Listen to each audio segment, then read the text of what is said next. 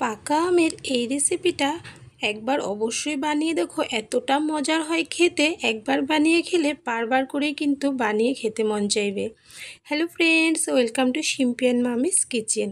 আজকে আমি তোমাদের সঙ্গে পাকা আমের আরও একটা দারুণ মজার রেসিপি শেয়ার করছি। আমার এই চ্যানেলে কিন্তু পাকা আমের অনেক রেসিপি শেয়ার করা আছে, তবে এই রেসিপিটা এতটা মজার হয় তাই ভাবলাম এটাও তোমাদের সঙ্গে অবশ্যই একবার শেয়ার করি।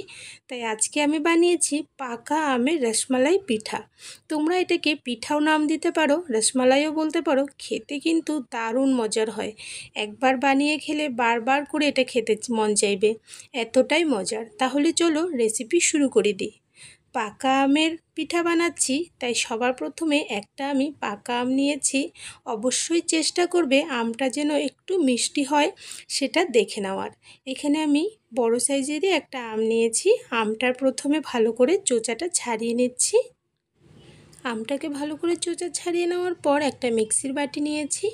এর মধ্যে আমটাকে ছোট ছোট টুকরো করে নিয়ে নিচ্ছি। আমি দেখো এভাবে করে কেটে নিচ্ছি। তোমরা যেভাবে পছন্দ বা যেভাবে সুবিধা হয় সেইভাবে করে কিন্তু আমের টুকরোগুলো করে নিতে পারো। এবার এটাকে পেস্ট করে নেব। একদম জল বা চিনি কিছুই দেব না এর মধ্যে, প্লেন আমটাকে কিন্তু পেস্ট করে নিয়েছি। এবার একটা কড়াই বসিয়ে নিয়েছি। এর মধ্যে আমি আমের পিউরিটা দিয়ে দিলাম। গ্যাসটা কিন্তু আমি অন করিনি। এর মধ্যে মিক্সির বাটিটার মধ্যে বেশ অনেকটা লেগেছিল, তাই সামান্য একটু জল দিয়ে ধুয়ে এটা দিয়ে দিলাম। এর মধ্যে দিয়ে দিলাম 2 চামচ চিনি আর 2 চামচ দিয়ে দিলাম গুঁড়ো দুধ। গুঁড়ো দুধ দিলে টেস্ট কিন্তু অসাধারণ হয়, থাকলে কিন্তু অবশ্যই দেবে। আর চিনিটা দেওয়ার কারণে রসমালাইগুলো কিন্তু খেতে বেশ ভালো লাগে। সব কিছু একসঙ্গে ভালো করে মিশিয়ে নিয়েছি। এবার আমি গ্যাসটাকে অন করে দেব। প্রথমেই গ্যাস অন করে দিলে কিন্তু গুঁড়ো দুধটা মেশাতে সময় গুটি বেঁধে যেতে পারে, তাই আগে মিশিয়ে তারপর গ্যাস অন করেছি। এবার ভালো করে নেড়ে চেড়ে এটাকে কিন্তু 2-3 মিনিটের মতন জাল করে নিয়েছি। এটার কালার দেখো অনেকটাই চেঞ্জ হয়ে গেছে, একদম রেডি হয়ে গেছে। আর বেশি জাল করব না। এর মধ্যে 1 কাপ আমি দিয়ে দিলাম চালের গুঁড়ো। এটা কিন্তু কেনা চালের গুঁড়ো দিয়েছি, তোমরা ঘরে তৈরি চালের গুঁড়োও দিতে পারো। 1 কাপ দিয়ে ভালো করে নেড়েচেড়ে একটু মিশিয়ে নিয়েছি। একটু নরম মনে হচ্ছিল, তাই আরও হাফ কাপ চালের গুঁড়ো এর মধ্যে আমি অ্যাড করে দিলাম। দিয়ে খুব ভালো করে নেড়েচেড়ে মিশিয়ে নিয়েছি। এবার 2 চামচ এর মধ্যে ঘি দিয়ে দিয়েছি। ঘি দিলে টেস্টেও ভালো আসে এবং ফ্লেভারটাও বেশ সুন্দর আসে। এটা কিন্তু রেডি হয়ে গেছে, গ্যাস বন্ধ করে দিয়েছি। এবার এদিকে একটা থালার মধ্যে আমি নামিয়ে নিলাম। নিয়ে এটাকে একটু ছড়িয়ে দেব ঠান্ডা হওয়ার জন্য। এদিকে এটা ঠান্ডা হচ্ছে, ততক্ষণে এখানে আমি আরও একটা কড়াইয়ের মধ্যে নিয়ে নিচ্ছি 2 কাপ লিকুইড দুধ। তোমরা দুধের পরিমাণটা আরও একটু বাড়িয়ে দিতে পারো। 2 কাপ নিয়ে নিয়েছি। এর মধ্যে ফ্লেভারের জন্য 2টো এলাচ দিয়েছি, তোমরা চাইলে স্কিপ করতে পারো। তবে যেহেতু রসমালাই পিঠা বানাচ্ছি, রসমালাই এবং পিঠা দুটোতেই কিন্তু এলাচের ফ্লেভারটা বেশ ভালো লাগে, তাই দিয়ে এটা জাল হওয়ার জন্য বসিয়ে দিলাম। লো আঁচে রেখেছি দুধটাকে। ততক্ষণে এদিকে আমি ডোটাকে আবারও নিয়ে নিলাম। ডোটা কিন্তু বেশ অনেকটাই ঠান্ডা হয়ে এসেছে। আবারও একটু হাতে মেখে নিয়েছি। নিয়ে এরকম লম্বা লম্বা করে আমি একটু শেপ দিয়ে নিয়েছি। এতে করে এটা তৈরি করতে বেশ অনেকটাই ইজি হয়, ফটাফট হয়ে যায়। তোমরা যেভাবে সুবিধা মনে হয় সেইভাবে তৈরি করতে পারো। এবার এর থেকে ছোট্ট ছোট্ট করে আমি কিন্তু বল করে নিচ্ছি। এর সাইজগুলো কিন্তু তোমাদের পছন্দ মতো তোমরা আরও একটু বড় অথবা আরও একটু ছোট করতে পারো। আমি এরকম সাইজের করে করেছি দেখো। এবার 2 হাতে আমি কিন্তু এগুলোকে গোল গোল করে নিচ্ছি।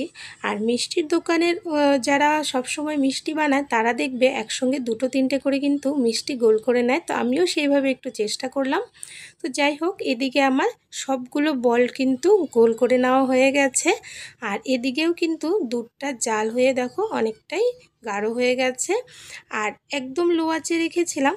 এবার এর মধ্যে আমি এই বলগুলো দিয়ে দিচ্ছি। আর এই সময় কিন্তু আঁচটাকে আমি মিডিয়ামে করে দিয়েছি। মিডিয়াম আঁচে করে তারপর এর মধ্যে কিন্তু এই বলসগুলো অ্যাড করবে। আর এখানে আমি 1/4 কাপ চিনি অ্যাড করেছি, কিন্তু সেই সময় ভিডিওটা অফ হয়ে গেছিলো, আমি খেয়াল করিনি, যেই কারণে তোমাদেরকে দেখাতে পারিনি, তাই বলে দিলাম। এটাকে ভালো করে নেড়ে চেড়ে 3-4 মিনিটের মতন মিডিয়াম হিটে আমি ঢেকে দিয়েছিলাম। এবার ঢাকনাটা খুলে নিয়েছি। নিয়ে এটাকে আবারও ভালো করে নেড়ে চেড়ে দিচ্ছি। দেখো নেড়ে চেড়ে দিয়ে এটাকে আমি আরও 3-4 মিনিট লো আঁচে কিন্তু ঢেকে দেব। তাতে করে এই বলসগুলো খুব ভালো মতন ভেতর পর্যন্ত সেদ্ধ হয়ে যাবে। দেখো এদিকে আরও 3 মিনিটের মতন হয়েছে। আমি কিন্তু ঢাকনাটা খুলে নিলাম। আর এটা কিন্তু অনেকটাই গাঢ় হয়ে গেছে আর বলসগুলোও কিন্তু বেশ বড় বড় হয়ে গেছে ফুলে। দেখো ভালো করে নেড়ে চেড়ে নিচ্ছি। এটা কিন্তু আমার প্রায় রেডি হয়ে এসেছে। উপর থেকে এর মধ্যে আমি 1 চামচ গুঁড়ো দুধ অ্যাড করছি। তোমরা চাইলে এটা স্কিপ করতে পারো, তবে এই সময় গুঁড়ো দুধটা অ্যাড করলে বেশ ভালো টেস্ট হয়, তাই এখানে 1 চামচ দিয়ে দিয়েছি। দিয়ে নেড়ে চেড়ে এটাকে কিন্তু নামিয়ে নেব। পাকা আমের রসমালাই পিঠা কিন্তু একদম রেডি হয়ে গেছে। কতটা সহজ এবং কত তাড়াতাড়ি দেখো তৈরি হয়ে যায়। অবশ্যই বানিয়ে দেখো।